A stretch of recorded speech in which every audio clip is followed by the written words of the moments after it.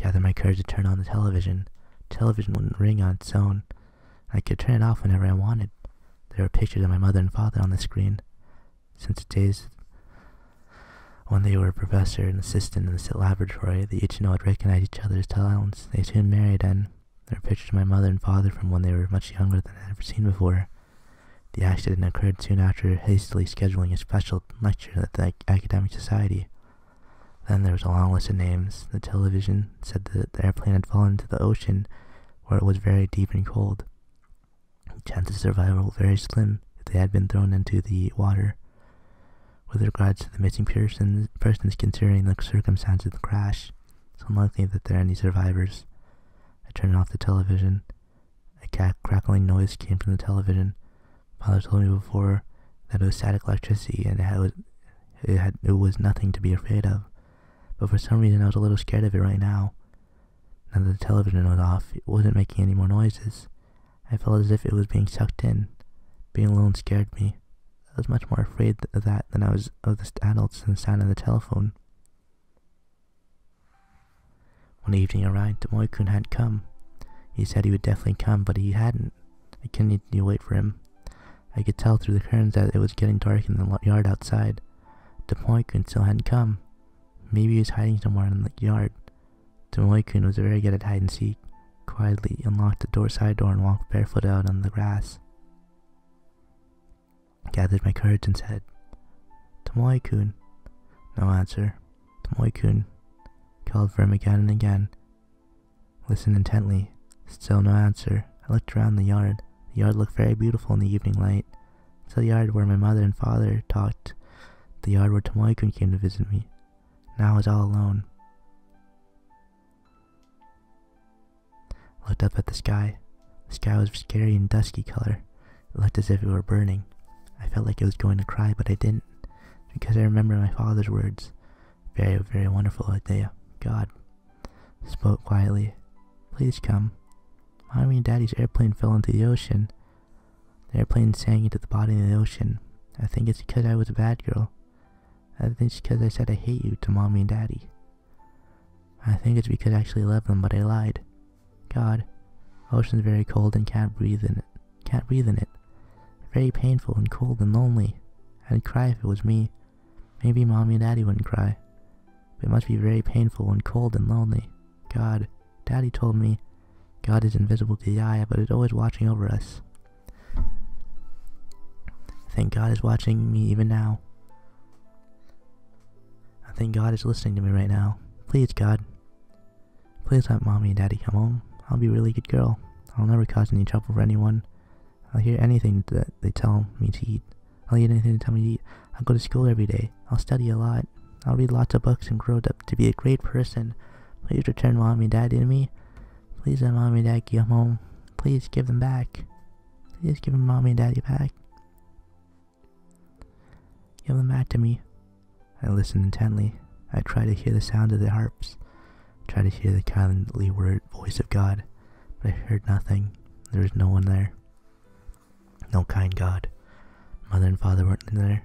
I was all alone. All alone.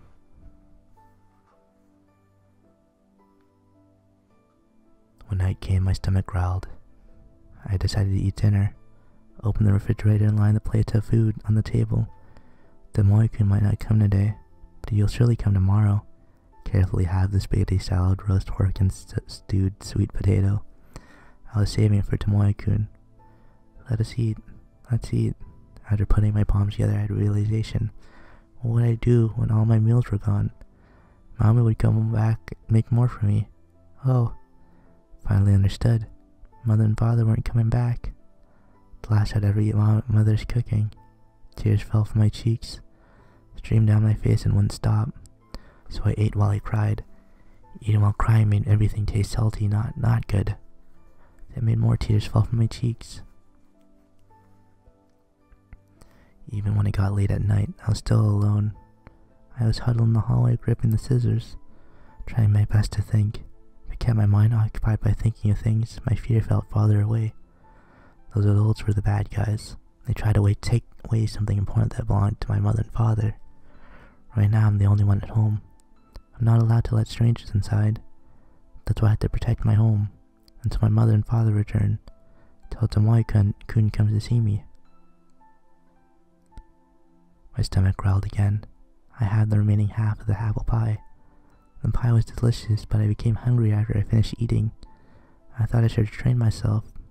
All that was left of my mother's cooking, if I ate it a lot, it would all be gone. I thought to myself I should always eat only half. Tomorrow morning I would eat half for lunch, half of that for dinner, half of that. But doing that would never run out. That's why I'd do halvesies forever. Halvesies was no one to share it with. The hallway was chilly, so I took a blanket from the closet, wrapped myself in it, and then picked up the scissors again. I was always in bed by this time. This was always the time when my mother would say goodnight to me while I lay in the warm bed. I became sleepy, but I tried my best to keep my eyes open. I thought if I went to sleep, the bad guys would get into the house. Because I cried so much, I stung and ached. I thought about turning the television on again, but I was always too scared. I wondered what I would do if nothing showed up on the screen. I wondered what would happen if everyone in the world had gone and I was the only one left. That was much, much scarier than the bad guys coming into my home. Why did this happen? Why did it end all alone? I tried my best to think, but I didn't understand. I was very sleepy, and I dozed off, and then I twitched and opened my eyes. I realized I was crying again. My cheeks were wet and chilly. The floor was hard and cold and made my butt hurt. Even then I refused to let go of the scissors, gripped them so hard that my knuckles were white. I only did that because I didn't know what else to do. It was a very, very long night. I think I only slept for a little while. When I opened my eyes, my cheeks were resting against the floor on the hallway. I didn't know why I was there. Maybe it was all a dream. It's a very, very scary dream. The airplane my mother and father were on fell into the ocean, and lots of the scary adults came, and Tomoe-kun didn't. I held the scissors to try to protect my home. That was all I could remember. I should go back to my room. I got up, I felt something hit my toes. My mother's sewing scissors. Tears welled up in my eyes. My vision blurred and my mind went blank. It was a lie. This is all a lie. This is wrong. Everything's a lie. Mother and father are home. They're only hiding because I was a bad girl. Mommy? Mommy, where are you? I looked from my mother. Mommy? Mommy? I looked in the living room, the kitchen, the bath, restroom, the closets, everywhere. Come out, Mommy. And yet I couldn't find my mother anywhere. Ran up the stairs step by step. Daddy, Daddy. I looked in the bedroom, the guest room, closets everywhere. Yet I couldn't find my father anywhere. Daddy, Daddy. Large droplets streaked my face. I'll be a good girl, I'll be a good girl. Went through every room in the house while crying. Mommy, Daddy, please come out. Come out. I looked everywhere. My mother and father would not come out. The only place left to check was my father's study, the special room that my mother told me never to go into. I broke my promise and opened the door. I thought my father was hiding in there. I smelled the tobacco pipe. I smelled the old books. I fumbled around looking for the switch and turned on the lights. The lights were soft orange color, and there was a thick carpet in the middle of the room. Many, many books lined the wall. Daddy? My father was nowhere to be found. It was my father's room, but my father was missing. Daddy? I looked on the top of the desk. I saw a black fountain pen, a square matchbox, and a stack of white notepads, and a clear glass cup, a green bottle of alcohol, and a few books. I also found a large brown envelope. I cautiously picked up the envelope. It was open and there appeared to be a book inside. I wanted to look inside, but I was too scared. Must be the important thing now the adults were looking after. It was something that would help everyone in the entire world. It was light, thin, and flimsy. It couldn't possibly be a replacement for my mother and father. This must be the reason why my mother and father were gone. Teardrops fell on the envelope. I hated it. That's how I sincerely felt. It was wrong for this thing to be so precious. I didn't care about the people of this world. I didn't care about the world itself. All I wanted was my mother and father. All I wanted was my mother and father to be here for me. And yet they left me behind. Both of them had sunk into the ocean far away. I cried. While crying, I put the envelope on the carpet. I took the matchbox from the top of the desk. My father always used it to light his pipe. I took a match from the box. With trembling hands, I rubbed the match against the box. I couldn't light it. I struck matches one after another until I got it right, and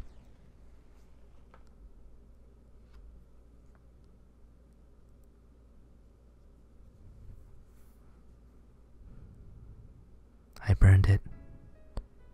That's what Katomi says. It almost sounds like she says it with a laugh. I remember this part. In my hazy memory, one image still remained clear. A small girl crying in the middle of the room, orange flames flicking like a snake's tongue. Why did you do that? I don't know. I don't know. She's at a loss for words.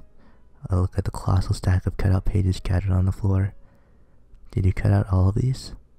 Still looking away, she nods. At first, I did it to atone. In place of what I burned, I cut out all the newspaper and articles that mentioned my mother and father. But I thought that wasn't enough. I remember when I met Katomi at the bookstore in the front of the station. She must have been making her rounds to the bookstore since she was small.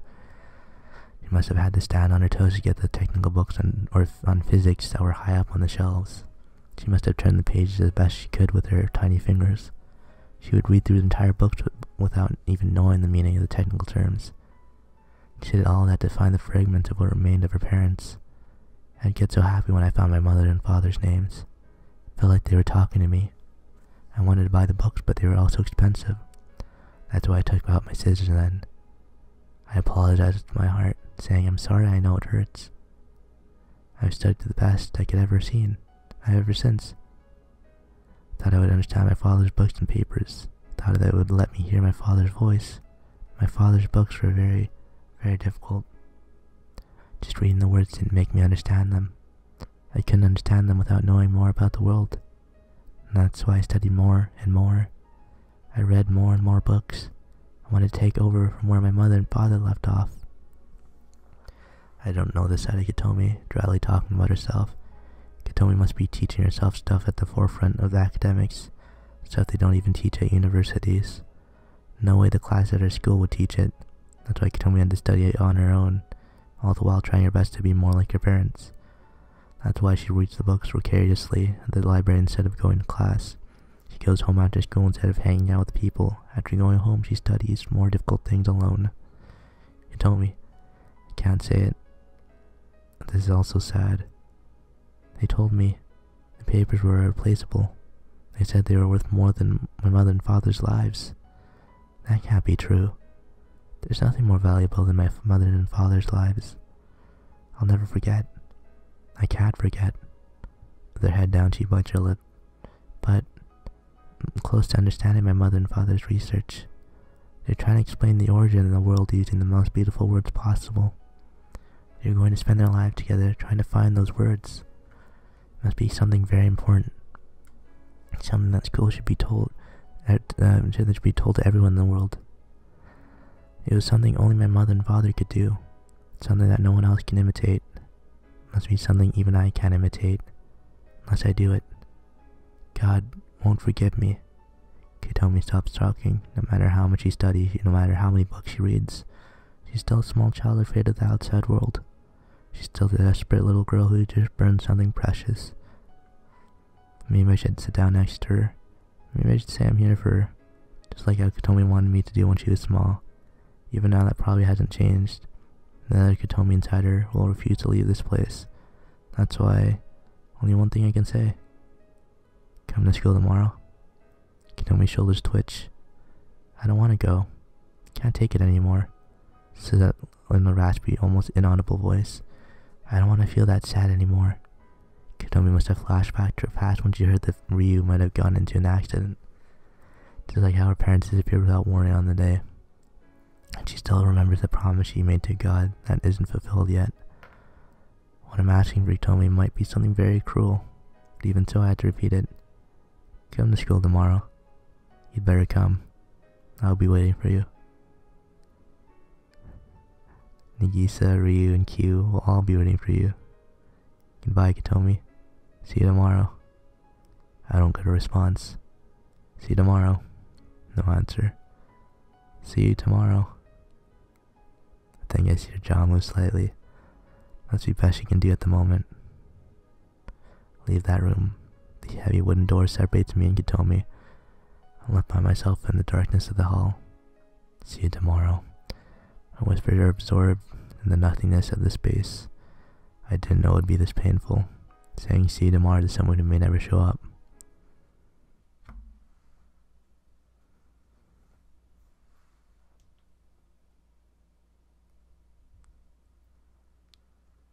Morning. Kitomi didn't come to school. Homeroom ends and class starts. I don't understand any of the subjects, but I sit through each and every one of them.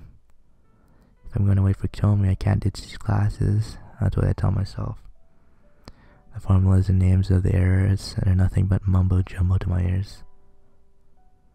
The wind sometimes blows in through a half-open window. I gaze at the shimmering rays of light dancing on my desk. I head to the library after the morning classes end. Maybe, just maybe, Kitomi might be there. She might be waiting for me with half her lunch left over. That's what I tell myself. I slowly go to the open usual sliding door. It's locked. The air of the empty hallway feels alien to me. How long have I been standing here? A girl I've never seen before standing next to me. She's wearing an armband on her left arm that says Library Committee. Did you want to go in? No. Stand inside to let her unlock the door and open the door.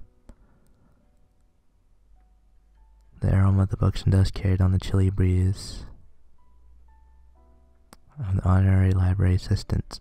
Tomoki, do you like books? I feel so happy being surrounded by books again. Echoes of her words seem to fade between the books. The library is soon filled with students here to study and chat. The sound of notebooks, pages turning, the scratching of books and pencils, whispered laughter. No one is here to read books. I turn around and leave. After school, I go to the drama club room. I open the door like I usually do, but find the room empty. I grab a chair and wait. Everyone else should be here soon. Kyu, Ryu, Nagisa, and Kitomi. That's why I wait. Every time I hear a sound from the hallway, I probably open my eyes to look at the sliding door. No one shows up. It feels as if it were all a mirage. We're all orbiting around her. It was only 2 days ago. Kyu made impossible demands. Ryu was kind and reserved. Nagisa was serious to a fault and tried her best at everything. Kitomi was more and more cheerful. He shined so brightly in my eyes. I enjoyed being in that circle of friends. But now it all feels like something had happened long ago. Kitomi's still in the dark house. She desperately clinging to the past to which she's chained. She's running away from the happiness she finally found. She's running away from her new life, her friends, and me. Kitomi's trying to leave everything behind. I need to find the words to explain. I need to find the exact words that can connect Kitomi to her future. How can I tell her? What can I say? I sit there in my mind, so clouded, waiting. By the time I realize it, the sun had already set. I stand up to leave the drama club room. And when I arrive at Kitomi's house, it's already evening. Fading yellow light saturates the roof and walls and windowsills. I press the doorbell. 2 times, 3 times, 4 times, nothing happens. I start to doubt if the bell even works. I look around but don't see lights coming from any of the windows. Yet I know Kitomi's inside, holding her breath like an injured stray cat. This door will not open from the outside. It's nobody's fault. Kitomi's only keeping her promise. I follow the path to get into the garden. The chorus of the insects echo like the night. Garden of Kitomi's childhood. Any lingering traces of the happy days of her past are completely gone. With no words or means to bring them back, I stand there in the overgrown grass. The plants have grown chaotically in neglect. Their names had long since been forgotten. They quietly surround me as if to reproach the intruder. I place my fingers on the glass door that leads to the living room. It opened yesterday but does not budge today. I return to the front and press the doorbell one last time. Still no answer. I sigh and turn to leave, but then, Kizaki-san, hears someone's voice. I turn around and see Furukawa standing there. Her brownish fare flutters in the passing evening wind. This is Katomi-chan's house, isn't it? She meekly looks up at the second floor. Considering the state of the house is in, Furukawa must realize it. It's a house that has been estranged for over a decade to the warm sounds of a happy home and the aromas of dinner. It's too big of a house for one person to live in alone. How was Katomi-chan? Furukawa asked me. Well, I didn't really get to talk to her. There was an awkward silence as neither of us speak to for a bit. How did you find this place? I asked Katomi-chan's teacher and she told me. I got a little lost on the way here. Yeah, it's kind of hard to find. But I managed. Conversation stalls again. She probably hasn't calmed down enough to pull herself together. Yeah, I feel the same way. I don't know the details, but I think Katomi-chan is worrying a lot right now. If she's in pain, I can't leave her alone. I see. I look at the road through the gate post. Kids that just look like they entered elementary school are playing on their own on their way home. So what happened with the club? Isn't me yesterday or today? I decided to take a break for a while. We have much more important matters to deal with right now. I talked it over with Q and Ryu yesterday. We discussed what we could do for Katomi-chan. What did you decide? The secret. Sounds like something Q would say. Come to think of it, Q is probably the mastermind and told Furukawa to keep it a secret. Then at least give me a hint. A hint? Yeah, a simple one. Birthday. I get it. So they're probably getting together to give Katomi some kind of present. It's something they would think about. Was the hint too easy? She asked in such an earnest way that I can't help but laugh. No matter how complicated the situation, the simplest way forward might be think about what you can actually do. Furukawa and the rest decide to do something for Katomi. There had to be something only I can do for her. Katomi's birthday is on the 13th, right? Yes, that's what Katomi-chan said the other day. Today is Friday the 9th, so that's Saturday, Sunday, Monday. It's only 3 days left. Is there enough time? I have no idea. Just thinking about it won't solve anything. Can you tell Q and Ryu something for me? I'm gonna skip school tomorrow on Monday, but don't worry about me. Tomorrow on Monday? Yeah, I'll need the next 3 days. The Founders Festival is this weekend, and the ceremony on Sunday. Monday will be used as a holiday to celebrate. Founders Festival. And then she mentioned it, there's always something like that around this time of year. Yes, the cultural clubs will have presentations on that day. The drama club still hasn't considered a club, so we can join in. Oh, the third year students, they're the last school events they'll get to have in high school. It must be an important time for Furukawa, and yet Furukawa exchanged it in a heartbeat for the sake of her friend. Thanks for coming here. I'm just glad to see that you're doing okay, Okazaki-san. Yeah, sorry to make you worry about me. Okazaki-san says my name again in a serious tone. Yeah? Please bring Katomi-chan back to school. I think you're the only one in the whole world that can do it. You're exaggerating. It's not an exaggeration. Katomi-chan really likes you, Okazaki-san. Furukawa is peering into me. It isn't embarrassing, it just feels strange. It's like moonlight peeking through the snowy sky. It's quiet and reassuring, but also a little sad. I'll do my best. I answer, okay. Furukawa nods. Well, I'll be going now. Take care. As if dragging her a long shadow with her shoes, Furukawa heads home. I'm all alone again. Darkness falls as I stare at it as the ground soaks it up. Probably one thing I can do. However, because I've forgotten about Katomi all this time, I might have right to do it. It's just too sad to see the garden be so neglected.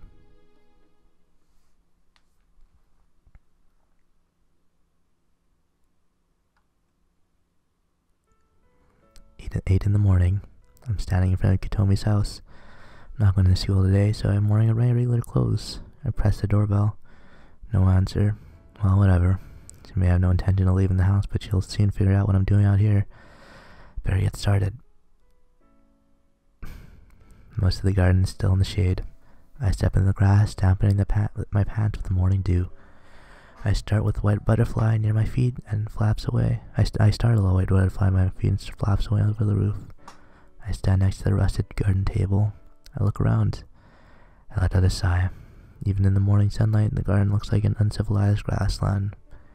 At least there are still some flowers left near the hedge. I set the chair back on their feet and place them where they felt belong.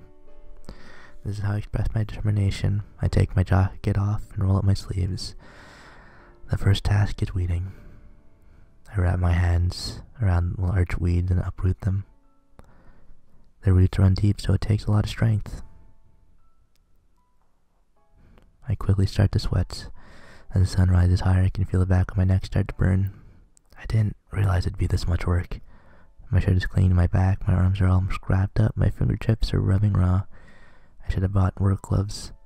I have had to sweat and curse my haphazard plan. I remember the garden always being beautiful, so I thought gardening was easy work. In retrospect, considering how beautiful it was, it must have taken lots of work to maintain. What should I do now? There isn't much point dealing with the weeds unless I do something about the overgrown grass first. Alright, something comes to mind. I put the work on hold for now. I go around the side of the house. Next to the faucet is a shovel and a broom and a manual lawnmower. Next to those is a small shed. I open the door. Just as I thought, lots of garden tools are stored inside. Organized against the walls are shovels, a sickle, pesticides, chemicals, and even fertilizer. Hanging on the hook behind the door are 2 work smocks. Katomi's parents must have used these. I pick up the sickle and see the whole blade is red with rust. This is useless. I go for a pair of hedge clippers next. Blades are reddish brown and it creaks when I try to use it. Look around the shed again, I find a whetstone. Don't know how to properly sharpen anything, but it's better than nothing. I sit down in the shed and set the clippers blade against the stone. With my newly sharpened clippers, I return to the forest to the weeds. Snip. Makes heavier and wetter sounds than cutting paper. Tufts of grass fall to the ground. This is much better.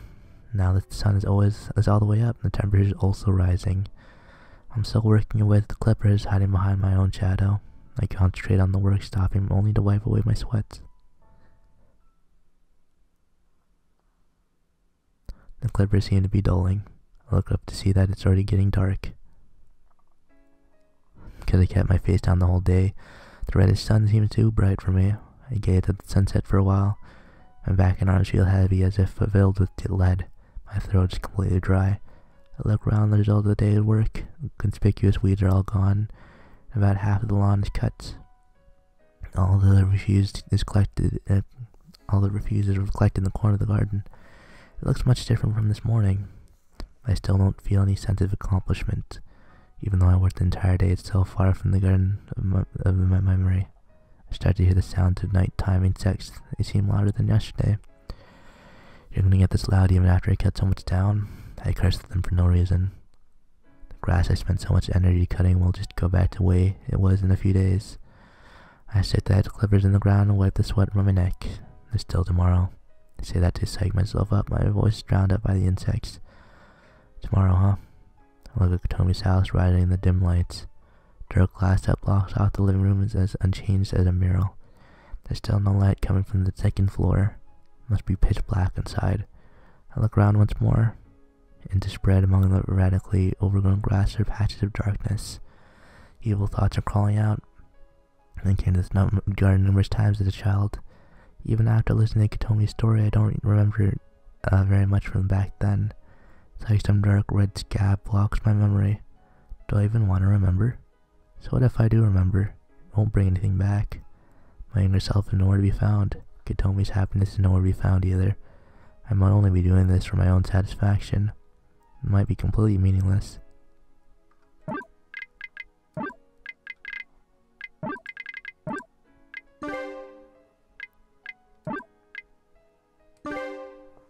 I shave my head and psych myself up. Don't waste time thinking about things like that. As long as I finish my job, something will change. Except, I have a hard time believing that right now. I stand in the grass and watch as the sun sets.